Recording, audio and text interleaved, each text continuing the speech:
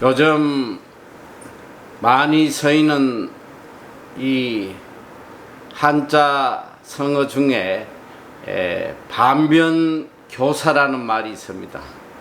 아마 이 국회의원들이 자주 이 단어를 쓰는데, 이 반면교사라는 것은 이 상대의 잘못된 것을 보고 나는 그 길을 가지 않고 고쳐서 바른 길로 가는, 이것이 반면교사입니다. 오늘 우리는 어릴 때부터 역사를 배우잖아요. 한국 국사도 배우고 또 세계 역사도 배우고 있습니다. 우리가 이 역사를 배우는 이유가 뭐냐면, 단순히 어떤 역사적인 사실을 알기 위해서 배우는 것이 아니라, 적어도 역사 속에 어떻게 했더니 어떤 결과가 나오더라, 그걸 교훈 삼아서 잘못된 길로 가지 않기 위해서 역사를 배우는 거예요. 그래서 이 역사를 보면 미래가 보인다고 이야기를 합니다. 지혜로운 사람은 이 역사를 통해서 앞으로 내가 어떻게 살아야 될지를 교훈으로 새기게 돼요. 제가 참 마음이 아픈 건 뭐냐면, 오늘 얼마나 많은 성도가 있어요. 나름대로 열심히 하나님을 믿는다고 신앙생활 하는데, 정말 이 하나님이 기뻐하시는 뜻대로 살지 아니하고 오히려 하나님을 섬기면서 계속 하나님의 노를 일으키는, 하나님을 분노케 하는 그런 잘못된 신앙생활들을 너무 많이 하고 있는 거예요. 참 안타깝기도 하고 속상하기도 하죠. 우리가 정말 하나님을 제대로만 믿으면 얼마나 복된 사람이 되겠어요.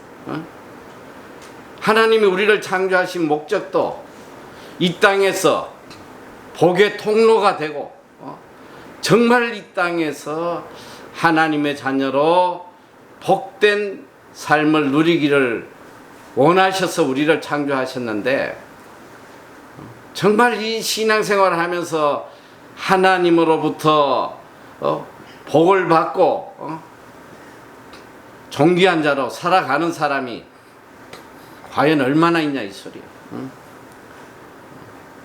그리스도인들 중에 정말 세상 사람보다 더 행복하고 더 복된 삶, 더 존귀한 삶을 살아가는 사람이 얼마나 있겠어요. 제가 이번에도 여러 교회 집회 다니면서 계속 그 이야기를 한 거야. 적어도 내가 볼 때는 이 교회 다니는 사람보다 세상 사람들이 훨씬 더 즐겁고 행복하게 살아가고 있다. 왜 하나님의 자녀가 이렇게 얼굴은 다 썩어가지고 말이지, 평생 행복한 웃음 한번 웃지도 못하고 살다가 인생을 끝내냐 말이야. 문제는 우리가 하나님의 뜻을 바로 깨닫지 못하고 내 멋대로 신앙생활을 하기 때문에 그 이유가 있는 거예요. 여러분, 성경을 한번 보세요. 하나님께서 왜 이 성경 엄청나게 두껍잖아요, 이 성경. 구약 성경 39권 얼마나 두꺼워. 사실 근데 구약 성경 그렇게 두껍지만은 구약 성경의 내용은 역사예요, 역사. 인류의 역사, 특별히 그 중에도 하나님이 선택한 이스라엘 백성들의 역사에 대한 이야기란 말이에요. 무엇 때문에 그 엄청난 분량을 역사적인 이야기로 채워놨냐? 그 이유는 이스라엘 민족이 살아왔던 역사를 보면서 반면교사하라는 거. 반면교사. 나는 적어도 이스라엘 민족이 걸었던 길을 나는 걸으면 안 되겠구나. 성경을 보면서 그걸 깨닫는 거예요. 이스라엘 민족들이 저렇게 사니까 저렇게 비참하게 멸망하는구나. 나만이라도 저렇게 살면 안 되겠구나. 그걸 깨달으라는 거예요. 저는 적어도 우리 MEC 덜만이라도 아직 젊잖아. 미래가 창창하고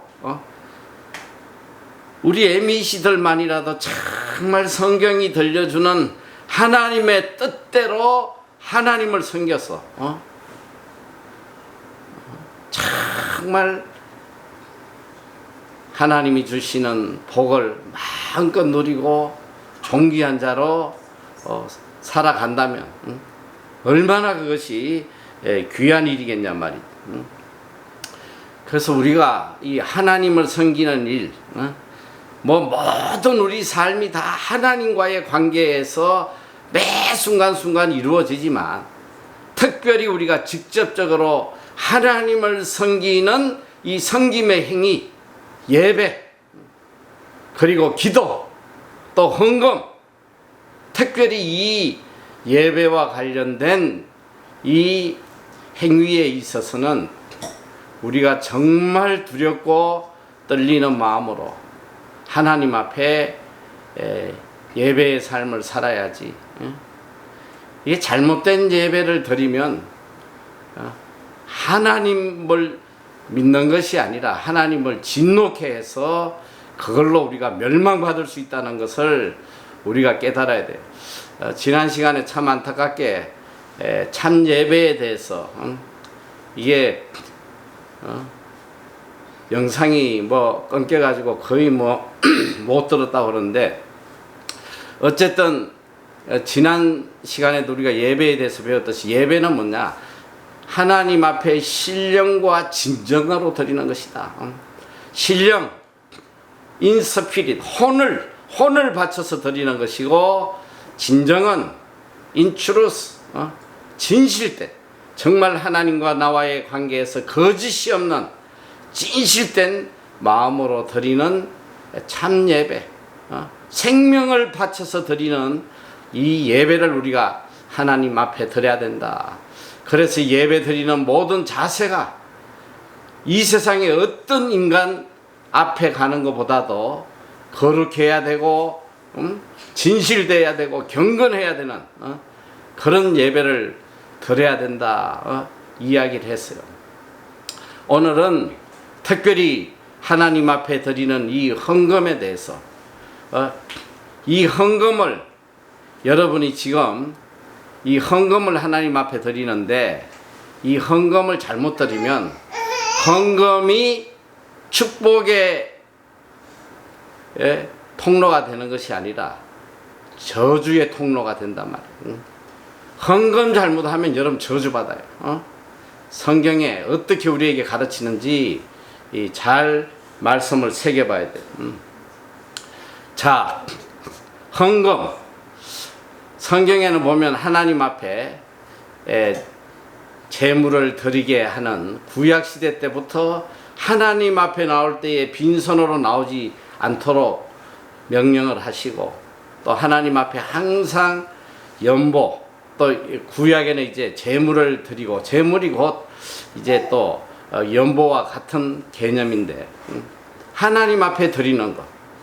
자, 여기서 우리가 헌금을 드리는데, 연보를 드리는데, 아니 왜 하나님께서 우리에게 헌금을 드리라고 하셨을까? 여러분, 하나님은 천지를 창조하신 분이에요. 하나님이 무슨 우리가 드리는 몇 푼 되지도 않는 물질을 가지고 하나님이 서시는 게 아니잖아요. 상식적으로 생각을 해봐. 하나님이 그 헌금을 받아서 무엇을 하시겠어? 천지가 다 하나님의 것인데, 그까지 몇 푼 드리는 거, 그거 왜 하나님께서 헌금을 드리라고 하셨겠어? 오늘 우리는 이 헌금을 드리라고 하신 하나님의 뜻을 잘 알아야 돼요. 자, 우리가 이제 헌금에 대해서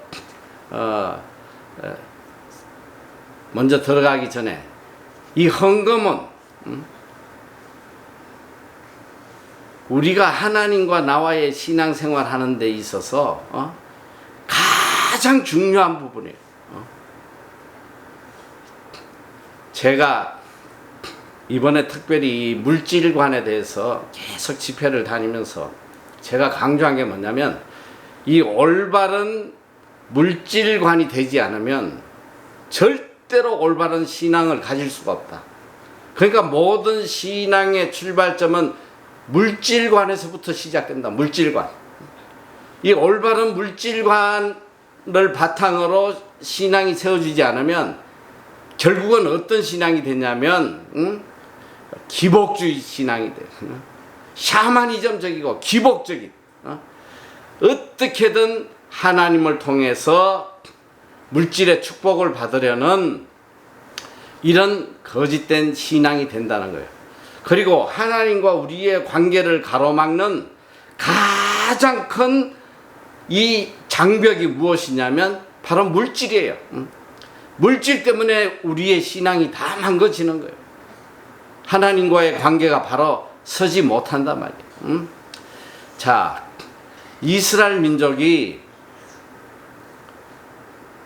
멸망하기 직전에 이스라엘이 마지막에 70년간 바벨론에 포로 잡혀가서 그들이 눈물로 하나님 앞에 회개를 하고 예배를 사모하고 그리워하고 할 때에 하나님께서 70년 뒤에 예루살렘으로 돌아오게 해주셨는데, 이들이 와가지고 제일 먼저 한 게 예배의 회복이에요.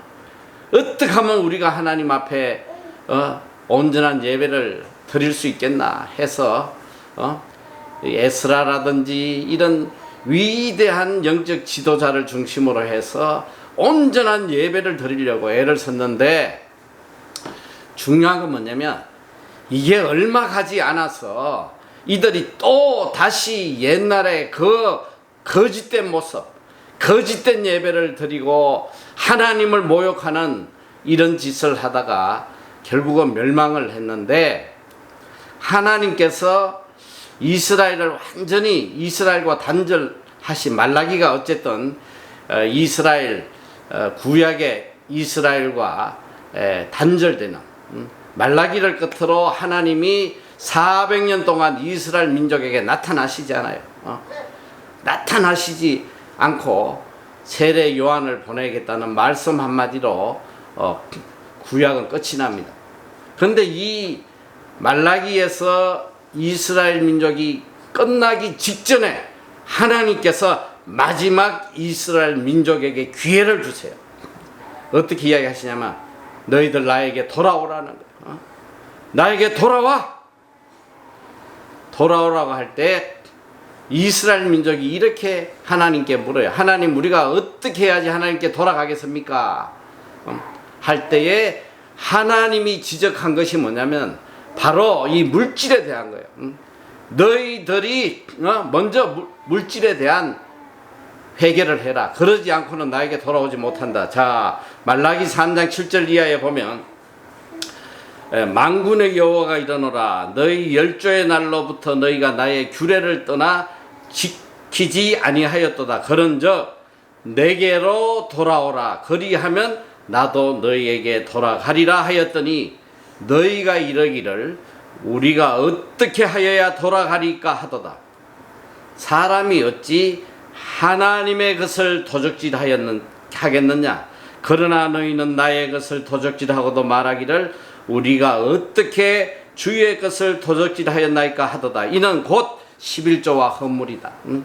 여러분, 하나님께서 이스라엘 민족이 회개하고 돌아오게 하실 때에 제일 먼저 회개해야 될 것이 이 바로 물질에 대한 거예요.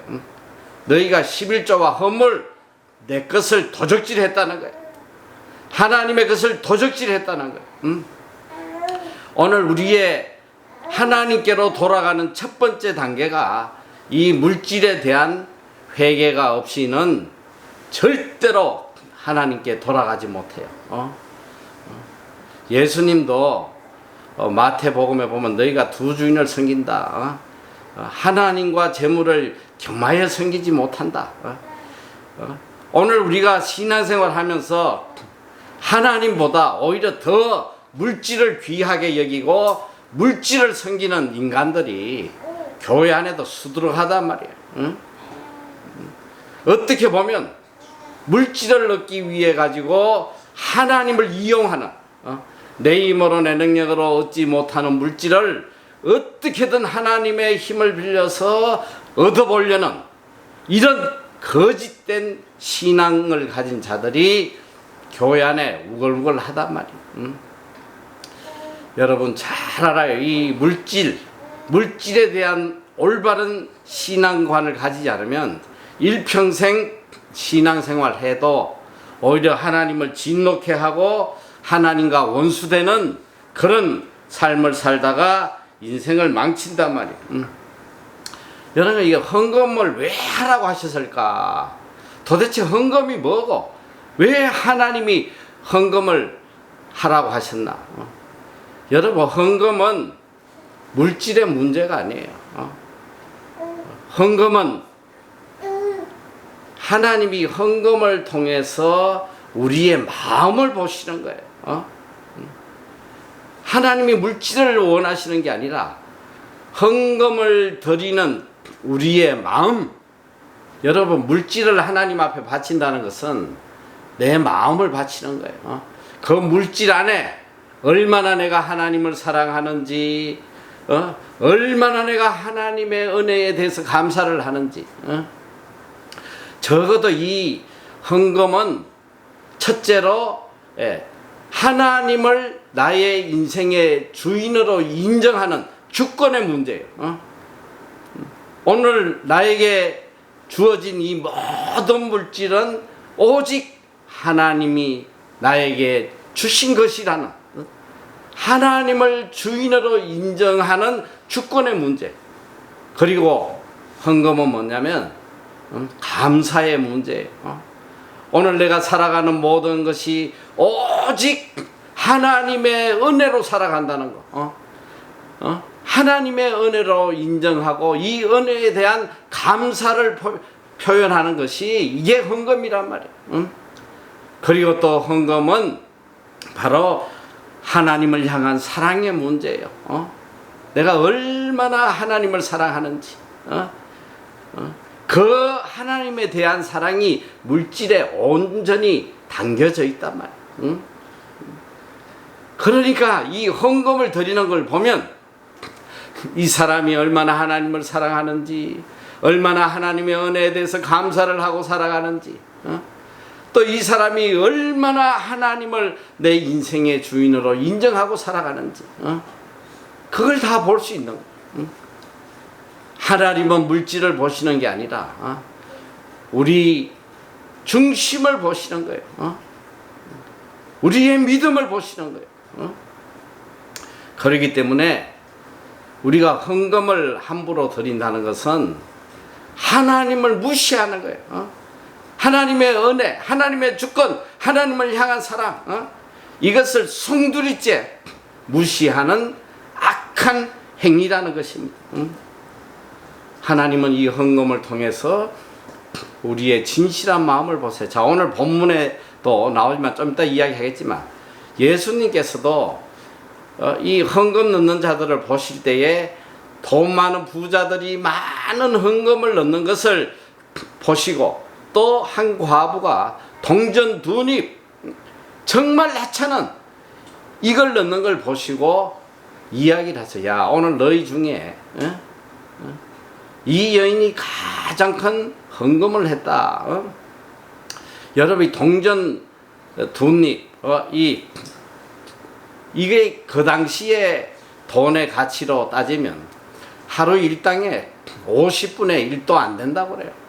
어쩌면 밥 한 끼도 사 먹을 수 없는 너무나 하찮은 돈이지만 예수님께서는 이 여인의 헌금을 가장 귀한 것으로 칭찬을 해주세요. 왜 그러냐면 그 내용에 보면, 오늘 본문에 보면 이 여인은 구차한 중에, 그러니까 가난한 중에 자기의 가진 바 생활비 전부를 다 바쳤다는 거예요.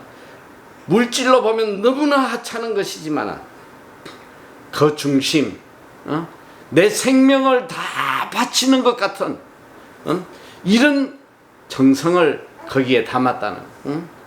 이 여인은 이 동전 두 입을 주님 앞에 바치고 나서는 어쩌면 굶을 수밖에 없는 상황일지도 몰라요. 당장 내가 굶을지라도 하나님의 은혜에 대해서 먼저 감사하지 않고는 견딜 수 없는, 내 배를 채우기보다는 베풀어 주신 하나님의 은혜에 내가 감사하지 않고는 견딜 수 없는 그 아름다운 믿음의 마음, 하나님을 향한 사랑의 마음이 그 속에 있었다는 거예요. 여러분, 헌금은 바로 이런 것입니다. 오늘 헌금은 또한 하나님께서 우리에게 복을 주시겠다는 하나님의 약속이에요. 헌금을 드리는 그 마음을 보시고 우리의 그릇을 보시는 거야. 이 아이에게는 이렇게 맡겨도 괜찮겠구나. 얘는 적어도 물질보다 나를 더 사랑하고 물질보다 하나님의 은혜를 더 크게 여기는 자구나. 내가 너에게는 마음껏 맡길 수 있겠다. 우리에게 복을 주시기 위한 통로란 말이야. 헌금을 하는 모습을 보고 우리의 믿음을 체크하시는 거예요. 우리의 그릇을 체크하시는 거란 말이에요. 자, 그런데 그러니까 적어도 우리가 하나님 앞에 헌금을 드릴 때는 그 물질을 바치는 게 아니라 그 안에 하나님을 향한 감사의 마음과 그리고 하나님을 향한 나의 사랑과 또 하나님을 향한 나의 믿음과 하나님을 진정 내 인생의 주인으로 인정하는 그 모든 것이 다 포함되어서 드리는 것이, 내 생명을 드리는 것이 바로 헌금이에요. 그런데 오늘 우리들의 헌금 드리는 모습을 한번 보란 말이에요. 여러분, 헌금을 어떻게 드려요? 정말 이 헌금 드리는 모습들 보면 정말 귀샤대기를 올리고 싶을 때가 많아. 하나님이 무슨 노숙자도 아니고 그냥 돈 헌금하면서 아까워가지고 죽으려고 그러고 또 주일날 아무 준비도 없이 와가지고 어떤 짓을 하냐. 헌금채가 오니까 그냥 호주머니 뒤지다가 손에 잡히는 대로 그냥 동전 한 입 그냥 거지 동냥하듯이. 아니, 노숙자에게도 그렇게 하지 않아. 노숙자에게도 그렇게 하지 않는다고. 그런 태도로 하나님을 섬기니까 일평생 하나님 섬겨도 한 번 하나님의 은혜를 체험하지도 못하고 비참하게 살다가 다 인생 끝나는 거 아니에요? 우리가 하나님 앞에 드릴 때 정말 나의 가장 귀한 거, 내 생명과 같은 온 마음과 정성을 다해서 두렵고 떨리는 마음으로 준비된 헌금을 하나님께 드려야지. 이건 무슨 하나님께 동냥하단 말이야. 그따위 헌금을 하면 그것이 내 인생의 저주가 된다는 것을 성경은 분명히 우리에게 알려주고 있습니다. 자, 그러면 우리가 어떻게 하나님께 이 헌금을 드려야 되냐? 성경은 그걸 알려주고 있어요. 자, 말라기 1장 13절 14절. 자, 만군의 여호와가 이르노라. 너희가 또 말하기를 일이 얼마나 범패스러운고 하며 호웃음하고 토색한 물건과 저는 것 병든 것을 가져왔느냐. 너가 너희가 이같이 헌물을 가져오니 내가 그것을 너희 손에서 받겠느냐? 여호와의 말이니라.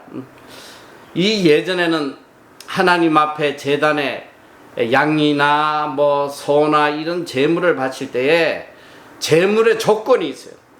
첫째는 수컷으로 바쳐야 돼. 그리고 험이 있으면 안 돼.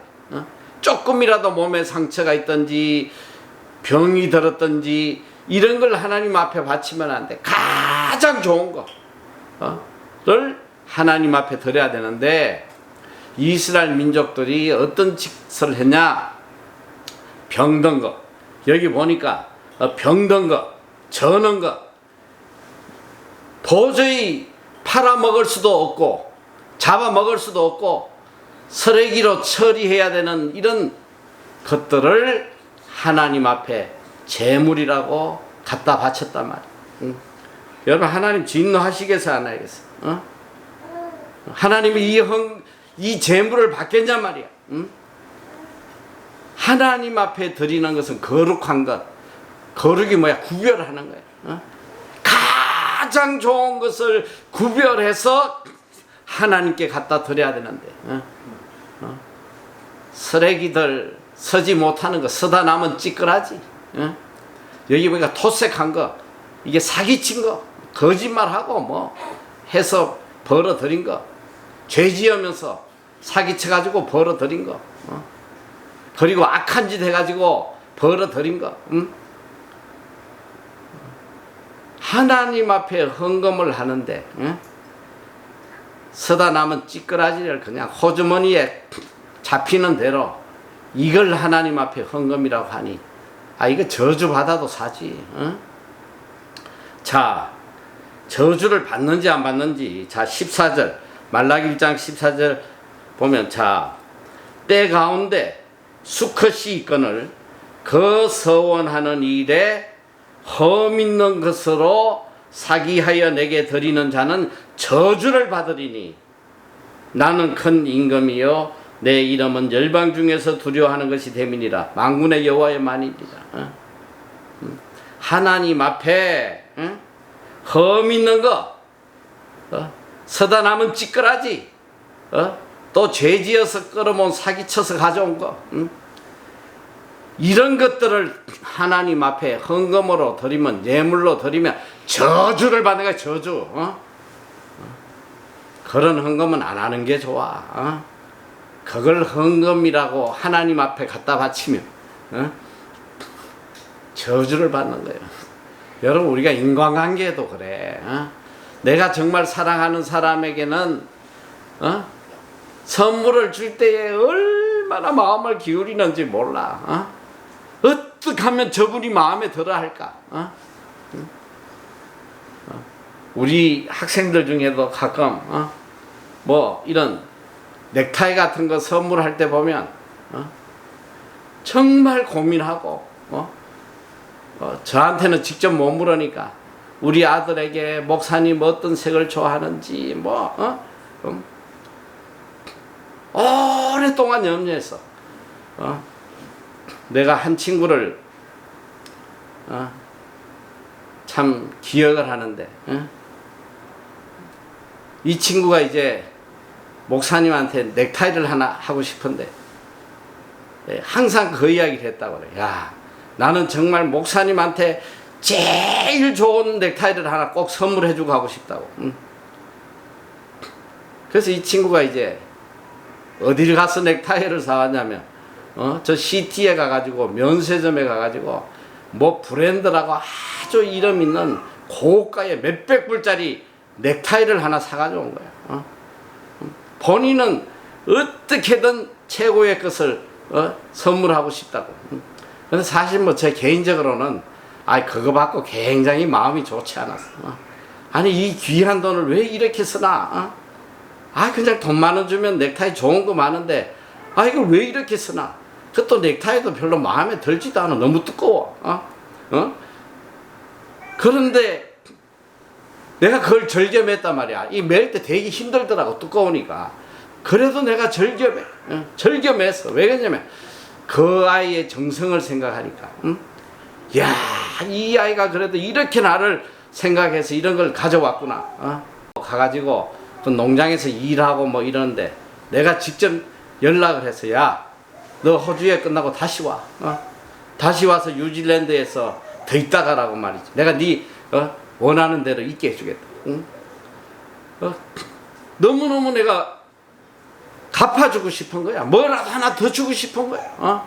여러분, 사람의 마음도 이래요. 사람의 마음도 선물을 보면 이게 정성이 있는지 없는지 그걸 모르는 사람이 누가 있겠어. 어떤 때는 사실 선물 받고 기분이 굉장히 상할 때가 있어. 내가 무슨 뭐 선물을 기대하는 건 아니지만 우리 MBC 애들이 6개월을 마치고 갈 때 이렇게 저렇게 선물을 하는데 어떤 때는 선물 받고 너무 기분이 상할 때가 있어. 6개월 동안 감사했습니다. 어쩌고 저쩌고. 글을 쓰고는 선물을 이렇게 봉지에 담았는데 보니까 6개월 동안 지가 먹다가 남은 한국 사탕 몇 개. 이걸 집어넣어 가지고 그동안 은혜 감사했습니다. 그냥 갖다 던지고 싶은 마음이야.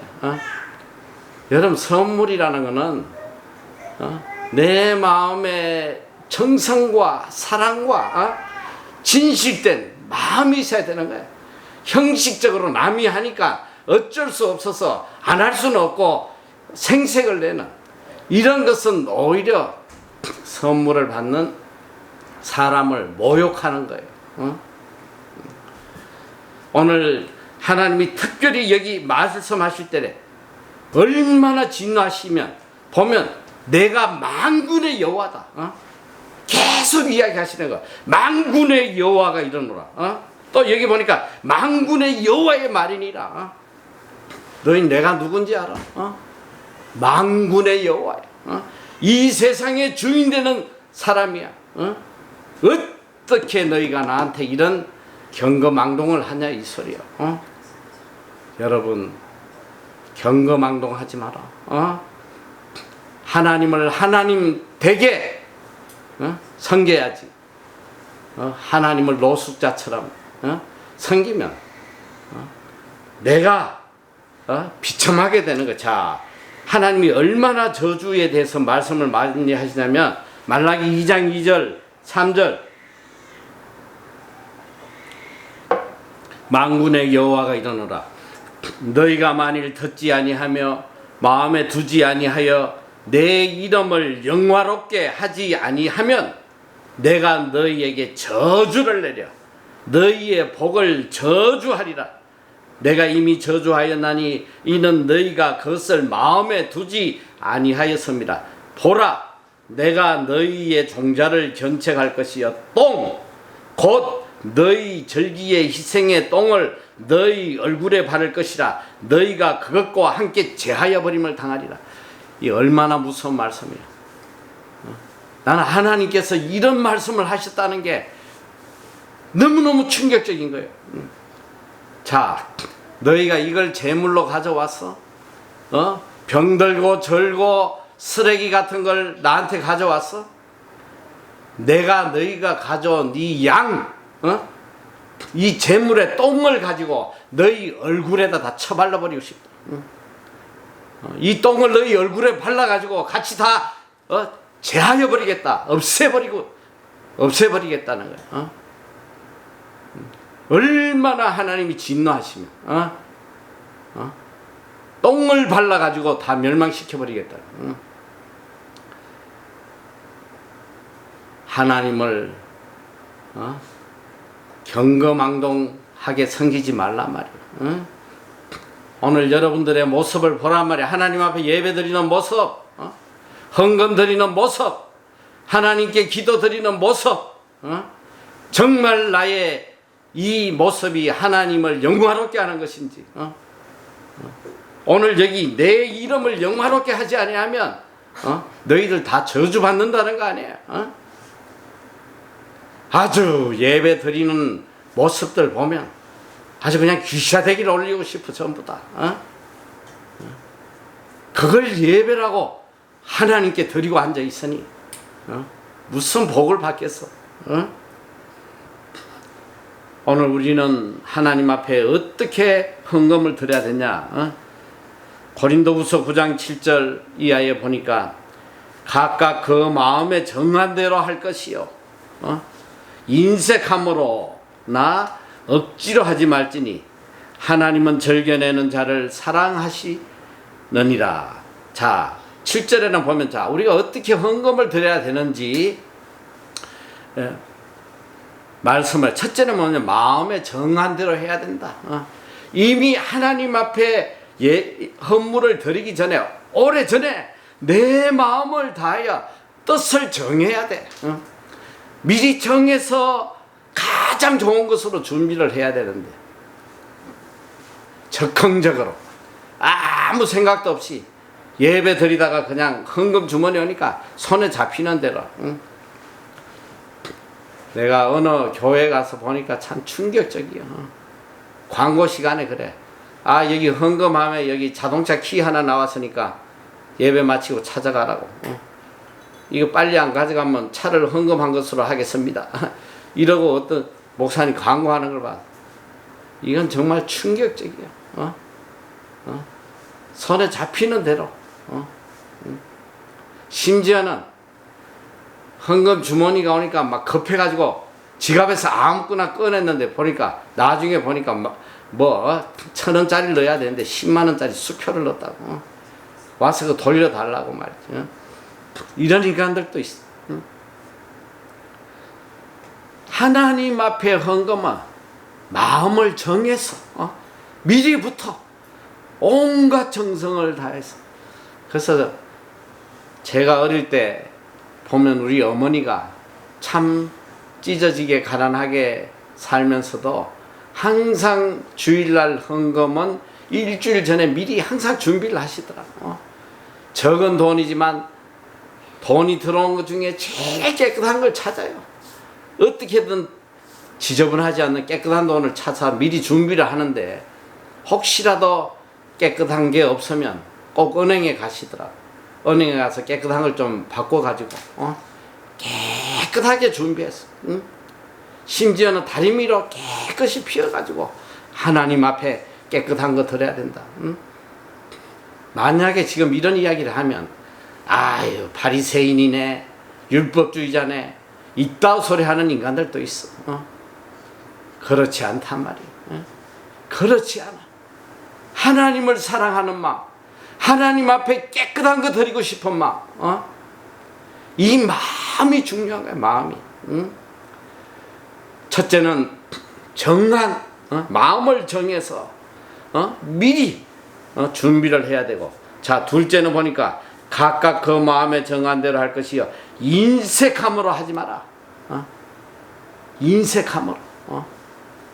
헌금할 때 보면 얼마나 짠돌인지 그냥 아까워서 죽으려고 그래 그냥. 아이 자기 먹고 자기 좋은 거 옷 사고 하는 데는 제일 좋은 것만 살려고 하는 인간들이 하나님 앞에 바칠 때는 그냥 아까워 가지고 그냥 벌벌벌벌 떠는 거야. 그리고 셋째는 보니까 억지로 하지 마라. 억지로. 억지로 하는 거야. 억지로.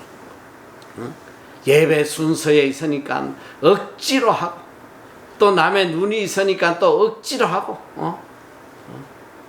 남이 하니까 할 수 없이 하는. 그러면 하나님은 어떤 헌금을 받으시느냐? 하나님은 절겨내는 자를 사랑하신다. 절겨낸다는 거예요. 기쁨으로 하는 거예요. 하나님 앞에 바치면서 너무너무 감사한 거예요. 내가 너무 감사해. 내가 하나님 은혜에 조금이라도 보답할 수 있다는 게 너무 감사하고 감격스럽고 좀 더 많이 하지 못해서 너무너무 안타깝고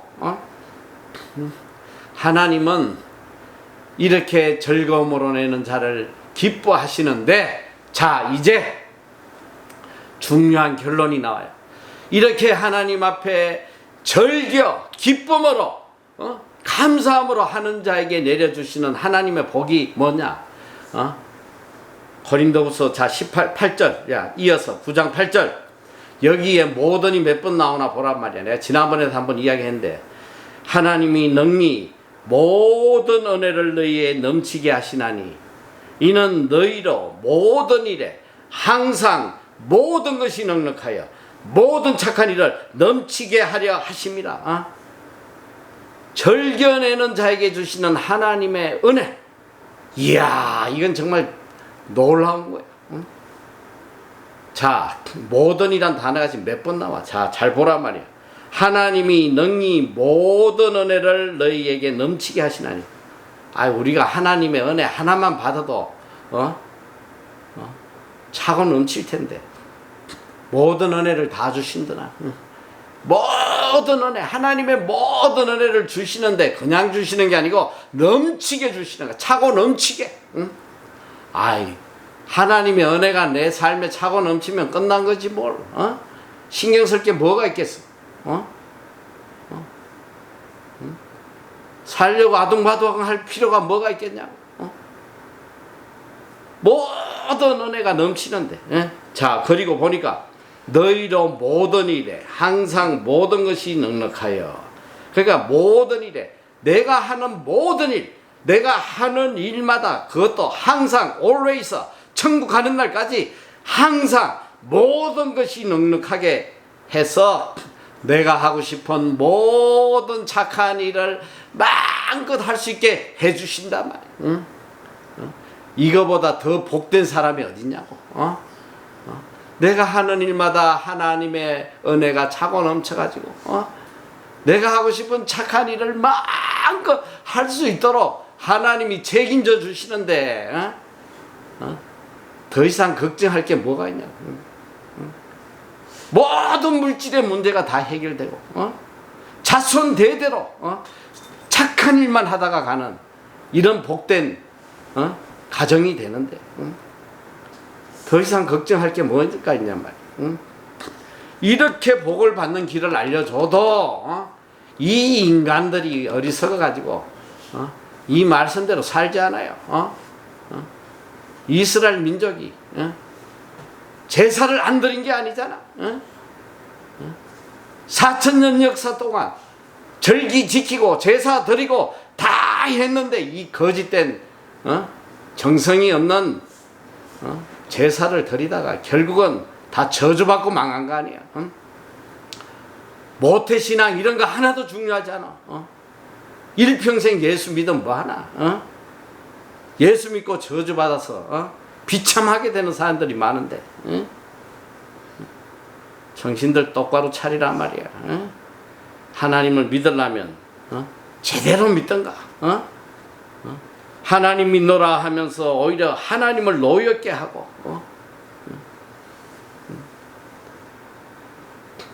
또 이 헌금 하라고 그러면 헌금하면 내가 지금 찢어지게 가난한데 무슨 돈으로 헌금을 하나.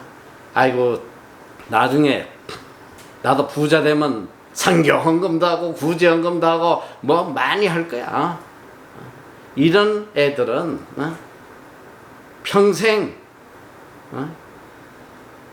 여유가 오지 않아요. 평생 그러고 살다 가는 거야. 우리가 오늘 본문 말씀처럼 과부가 어떤 헌금을 했어.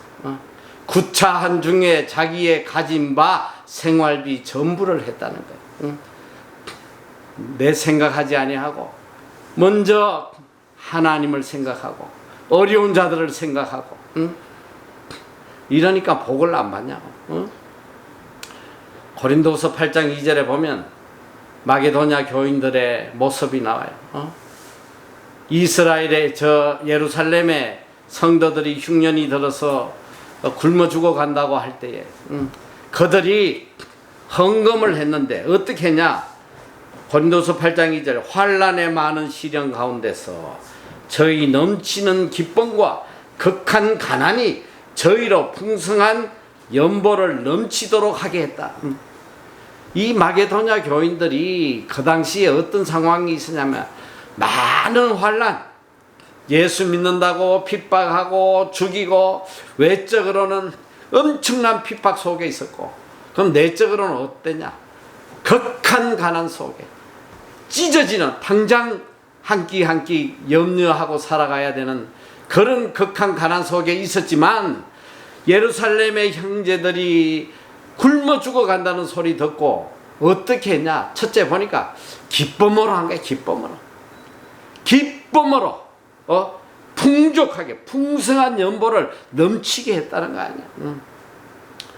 나를 생각하지 않아. 당장 내가 굶더라도 내 형제를 먼저 살려야 되겠다고 연보를 한 사람들이, 이런 자들에게 하나님이 하늘 문을 열어서 복을 쌓을 것이 없도록 부어주신단 말이에요.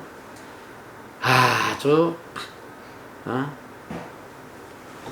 적어도 내 눈에는 세상 사람보다 더 인색한 것들이 다 그리스도인이야. 세상 사람보다 훨씬 더 이기적이고 자기밖에 모르고 남에게 절대로 줄 줄 모르고 돈 그냥 한 10불 되면 막 그냥 눈알이 뒤집어져.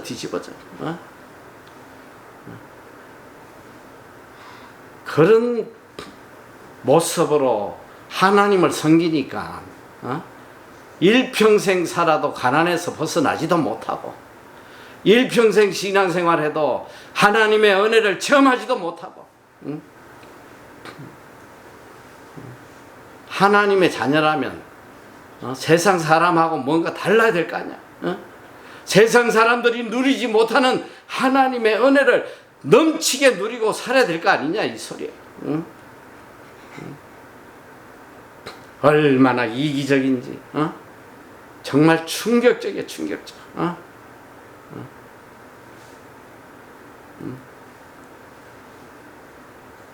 환난과 많은 시련 중에도 넘치는 기쁨으로 구제 헌금을 한 이 마게도냐 교인들, 이게 바로 그리스도인의 모습이란 말이야. 여러분, 하나님께 드리는 거 헛된 것이 하나도 없어. 저는 정말 내 마음에 늘 분명한 확신과 자신감이 넘치는 게 뭐냐면, 하나님의 이 불변의 진리, 심는 대로 거둔다는 하나님의 불변의 진리. 세상에는, 세상의 법칙은 심은 대로 거두질 못해. 10억 투자해가지고 거지된 인간도 많고 100억 투자해서 거지된 인간도 많아. 그러나 우리가 하나님의 말씀에 따라서 심으면 반드시 100배, 1000배, 10,000배 하나님이 심은 대로 반드시 갚아주신다는, 이게 하나님의 공의의 법칙이에요. 그러니까 얼마나 자신감이 있어. 자신감. 심은 대로 거두게 하시는 하나님. 자, 고린도후서 9장 6절, 이것이 곧 적게 심는 자는 적게 거두고 많이 심는 자는 많이 거둔다는 말이로다. 10절, 심는 자에게 씨와 먹을 양식을 주시는 이가 너희 심을 것을 주사 풍성하게 하시고 너희 의의 열매를 더하게 하시리니. 심으면 풍성하게 주시고 일평생 의의 열매를 맺고 착한 일 마음껏 하고 살도록 하나님이 채워주신다는 거예요. 하나님의 말씀은 거짓이 없어요. 반드시 이루어져. 저는 평생을 체험하고 살아, 평생. 그러니까 여러분들이 왜 나는 가난한 집에 태어났나, 왜 나에게 주어진 환경이 이러냐, 원망하지 말란 말이야. 어느 누구도 원망하지 말란 말이야. 오늘 내가 심으면, 지금이라도 심으면 반드시 거두게 하시는 거야. 반드시 거두게. 적게 심고 많게 심고 하는 거는 물질의 양을 이야기하는 게 아니에요. 얼마나 내 정성이 들어가 있느냐.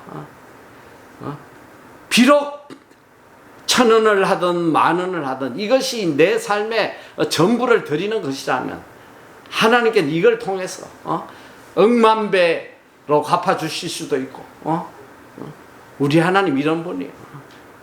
저는 평생을 체험하잖아요. 그리고 지금까지 이 하나님의 심은 대로 거둔다는 이 법칙대로 나는 살아왔기 때문에 지금까지 이런 기적을 바라보고 있는 거야. 응? 지난번에도 내가 잠깐 이야기한지 모르는데 코로나 3년 동안 경제가 다 무너졌어. 우리도 마찬가지야. 세입자들이 렌트비도 안 내고 많은 어려움이, 지금은 또 뭐 이자율이 올라가지고 예전에 보다 뭐 2배도 더 많은 이자를 내야 되고 재정적인 압박이 오지만 저는 이 하나님의 불변의 진리를 믿기 때문에 어떻게 했냐, 우리는 코로나 이후로 예전보다 이 구제 선교에 몇 배를 쏟아붓고 있었지. 몇 배를 쏟아붓는 거야. 30여 개국 기아 지역에 매달 수천만 원씩 해가지고 양식을 그냥 지금까지 계속 보내고 있고 그것뿐 아니야. 우리 저기 뭐야 이 NGO 단체 뭐 월드 비전이나 이런데 뭐 우리 지원하는데도 다들 이제 어려워지니까 그런 단체들이 자금의 압박이 와가지고 막 힘들어할 때야. 우린 전화해서 야 우리 지원하는 거 뭐 우리 예를 들면 월드 비전 하나에 매년 내가 5천만 원 지원하다가 전화해서 우리가 1억을 올리겠다. 다 올린 거야. 이 어려울수록 더 많이 우리가 심어야 된다. 이 지혜로운 농부는 흉년이 오면 어떻게 하냐, 씨를 더 많이 심는 거야. 씨를. 그래야지 그 다음 해에 수확이 있어서 먹고 사는 거야. 그런데 어리석은 농부는 어떻게 하냐, 흉년이 오면 씨앗을 먹어버려. 우선 배를 채워야 되니까. 그리고 굶어 죽는 거예요. 오늘 여러분들이 정말 이 땅에서 적어도 이 헌금의 문제는 우리로 하여금 하나님의 물질의 문제를 해결해 주시기 위한 하나님의 축복의 방법이에요. 여러분이 이 온전한 헌금을 드리지 못하면 절대로 물질의 문제를 해결받지 못하는 거예요. 정말 하나님 앞에 진실된 헌금을 드리면 하나님께서 100배, 1000배, 만배 갚아주시죠. 세상 끝날까지 너희가 하는 모든 일에 항상 모든 것이 차고 넘쳐가지고 착한 일을 마음껏 할 수 있도록 적어도 우리 삶에는 우리 사역에는 이 하나님의 말씀이 그대로 이루어지고 있다. 지금도 이 노숙자들, 독거노인들 매주 쏟아붓고 있잖아. 어느 분이 저한테 그래, 아이고 옆에서 보면 막 걱정이 된다. 저게 뭐 한두 번도 아니고 저걸 언제까지 저렇게 하실라나 걱정이 된다고. 걱정할 게 어디서, 하나님이 다 채워주시는데. 우리는 단지 뭐 일주일 동안 필요한 것들 그냥 주고 끝나는 게 아니야. 내가 항상 가기 전에 필요한 것들 적어라. 여러분들이 필요한 거 적으면 내가 일주일 동안 구해주겠다. 내가. 다들 적어요. 신발이 필요합니다. 뭐 핸드폰이 필요합니다. 뭐 매주일 보면 막 구해달라는 게 그냥 몇 페이지에 적혀 있어. 다 구해줘. 다 구해줘. 다 구해줘. 하나님께서 반드시 갚아주신단 말이야.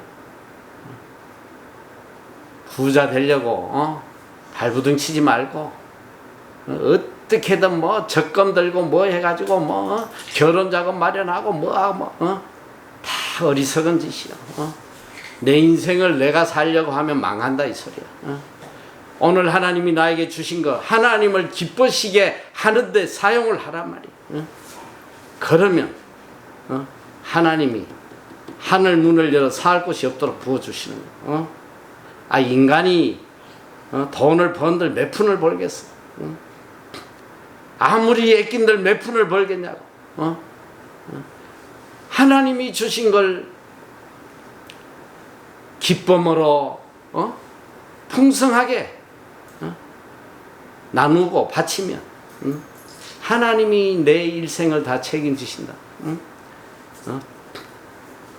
아까도 내가 코로나 때 우리가 여기저기 심었다고 했는데 정말 놀라운 일이 일어나더라고. 그 코로나 와중에 하나님께서 어떤 사건을 통해서 거의 30억 가까이 되는 돈을 주시더라니. 생각지도 못한 방법. 마음껏 하라. 하나님 살아계세요.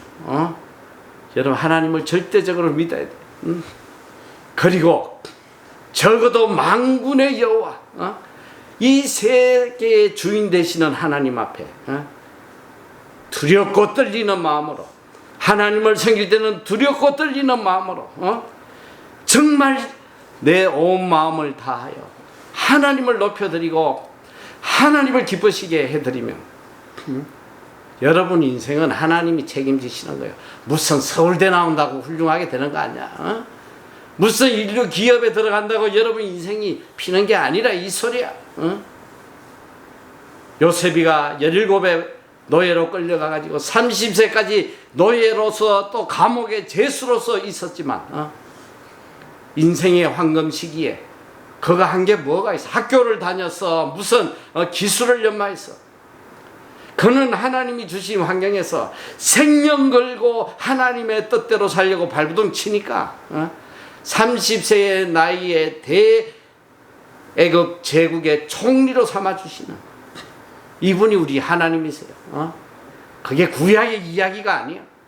오늘 내 삶에 그대로 일어나는 실질적인 이야기라 이 소리야.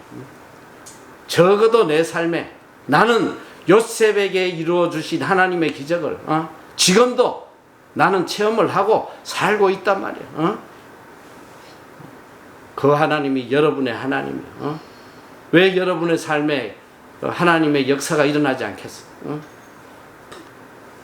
오늘부터 생명 걸고 하나님을 믿어. 생명 걸고 두만 가지지 말고 죽으면 죽으리다라는 마음으로 정말 하나님 섬기는데 내 모든 것을 다 쏟아부으면 여러분의 삶이 이 땅에서 정말 존귀한 자로 축복의 통로로 무사람들에게 은혜를 베풀고 하나님께 영광 돌리는 삶. 예수님도 마태복음 5장 16절에 말씀하시잖아요. 너희는 세상의 빛이다. 너희 빛을 세상에 비추어 그들이 세상 사람들이 너희 빛을 보고 하늘에 계신 아버지께 영광을 돌리게 해라. 이 빛된 삶을 살아요. 빛된 삶. 그런데 이 빛이 뭐냐? 너희 착한 행실을 통해서 세상 사람들이 너희 착한 행실을 보고 하늘에 계신 아버지께 영광 돌리게 해라. 착한 일을 하려면 돈이 있어야 될 거 아니야. 돈이. 굶어 죽어가는 사람에게 착한 일이 뭐야? 당장 먹이는 거. 그 외에는 그 어떤 것으로도 그분들을 감동시킬 수 없는 거야. 물질은 정말 필요한 거야. 우리가 하나님의 일을 하는 데 있어서 이 물질은 필수적인 거야. 필수. 없어서 안 돼. 반드시 물질의 복을 받아야 돼. 그리고 물질을 가지고 착한 일을 함으로 세상 사람들이 우리의 착한 일을 보고 하늘에 계신 하나님께 영광 돌리는 삶. 이게 빛된 삶이란 말이야. 오늘 우리 MEC 여러분들 다 빛된 세상의 빛이 돼서 하나님께 크게 영광 돌리고 특별히 하나님 앞에 진실된 헌금, 하나님의 은혜에 감사, 하나님의 사랑에 또 감사, 하나님을 내 인생의 주인으로 인정하는 그 믿음으로 준비된 그런 헌금을 하나님께 드려서 세상이 줄 수 없는 복을 마음껏 누리는 여러분이 다 되시기를 축원합니다.